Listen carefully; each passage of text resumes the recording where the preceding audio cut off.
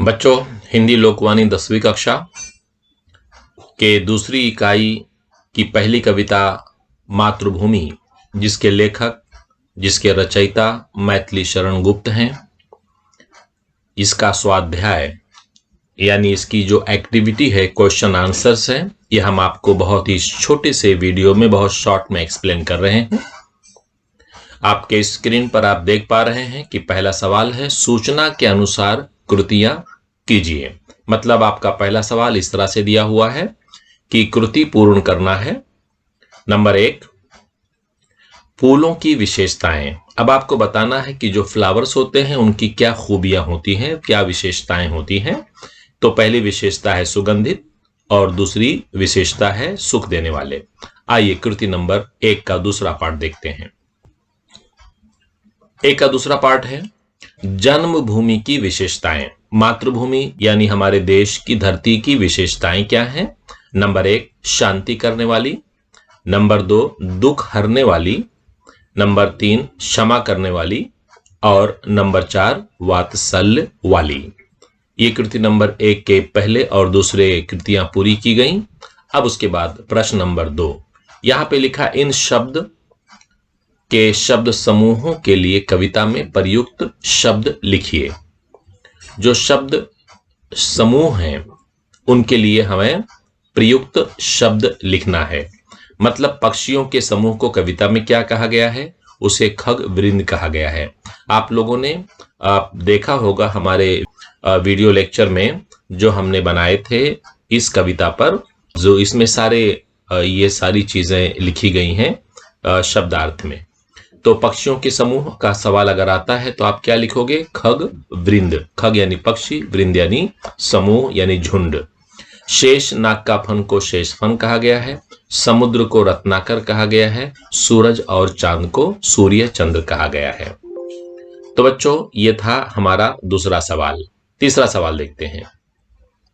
तीसरे सवाल में विशेषताएं बतानी है। किनकी विशेषताएं? पानी की। आओ पहले पानी की विशेषताएं देख लेते हैं। बच्चों, पानी निर्मल है, इसकी निर्मलता इसकी विशेषता है, और ये अमृत जैसा है। ये हो गया पानी की विशेषताएं। उसके बाद हवा की विशेषताएं क्या है? हवा शीतल है और हवा सुगंधित है, मतलब खुशबूदार है। तो बच्चों, ये कृति नंबर 3 हो गई। कृति नंबर 4 में संजाल पूर्ण करना है। आइए संजाल में क्या है हम देखते हैं। मातृभूमि इनसे सुशोभित है। मतलब मातृभूमि, हमारी सरजमीन, हमारी मातृभूमि जो है वो किन किन चीजों से खूबसूरती उसकी बढ़ती है, किससे वो सुशोभित है, मतलब कौन कौन सी चीजें हमारी मातृभूमि की खूबसूरती को बढ़ाती हैं। आइए देखते हैं। नंबर 1, सुंदर सुमन यानी खूबसूरत फूल। दूसरा, अमृत जैसे फल यानी ऐसे फ्रूट्स जिसकी खूबियां अमृत जैसी हैं। अनोखी औषधियां, जो दवाइयां हमारे देश में जड़ी बूटियों की सूरत में मिलती हैं, वो भी हमारे देश की खूबसूरती को बढ़ाती हैं। और आगे है श्रेष्ठ रत्नों वाली खाने, ऐसी खदानें जहां से खोद कर जमीन को श्रेष्ठ आला दर्जे के रत्न मिलते हैं, धातु मिलते हैं। ये बच्चों था संजाल पूर्ण करने का सवाल। अब आइए सवाल नंबर 5 देखते हैं। एक शब्द के लिए शब्द समूह लिखिए। आपको एक शब्द दिया जाएगा, जैसे विश्व पालनी दिया गया है, तो इसका होगा विश्व का पालन करने वाली। उसके बाद में भय निवारणी का आंसर है भय का निवारण करने वाली। वीडियो नंबर 1 में जो इस कविता पे बनाई गई है उसमें ये सारे के सारे शब्दार्थ दिए गए हैं। बच्चों, सवाल नंबर 6, चौखट में प्रयुक्त शब्दों को सूचना के अनुसार परिवर्तन करके लिखिए।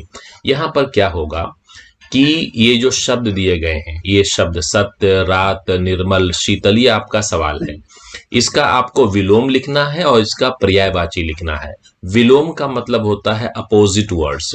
तो सत्य का विलोम असत्य होगा, रात का दिन होगा, निर्मल का मलिन होगा, निर्मल यानी साफ, मलिन यानी गंदा। शीतल का अपोजिट वर्ड गर्म होगा, शीतल यानी ठंडा, गर्म यानी गर्म। इसका पर्यायवाची शब्द है, मतलब इसके सिमिलर वर्ड्स आपको लिखने हैं। जैसे हम माने अल्फाज लिखने हैं, सत्य का सच होगा, रात का रैन होगा, निर्मल का स्वच्छ होगा, शीतल का ठंडा होगा। तो इसमें अपोजिट वर्ड्स और पर्यायवाची वर्ड शब्द दोनों दिए गए हैं। आप इसको जरूर अपनी कॉपी में नोट करके याद कर लें। सवाल नंबर 6, हे शरणदायिनी देवी तू करती सबका त्राण है, पंक्ति से प्रकट होने वाला भाव लिखिए। मतलब इसका अर्थ लिखना है। बच्चों आइए इसका अर्थ देखते हैं।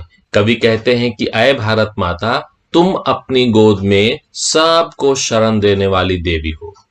मतलब अमीर गरीब जो भी आता है, तुम अपने गोद में, अपने देश में, अपनी धरती पर तुम सबको शरण देती हो, सबको रहने का ठिकाना देती हो, चाहे वो गरीब हो या अमीर हो, काला हो या गोरा। बिना किसी भेदभाव के, बिना किसी फर्क के तुम हमारे सभी कष्टों को दूर कर देती हो। यहाँ पे लिखा है करती सबका त्राण है। त्राण का मतलब कष्ट को दूर करना, हमारी तकलीफों को दूर करती हो। तुम्हारी निगाह में सब समान है, सब एक जैसे हैं।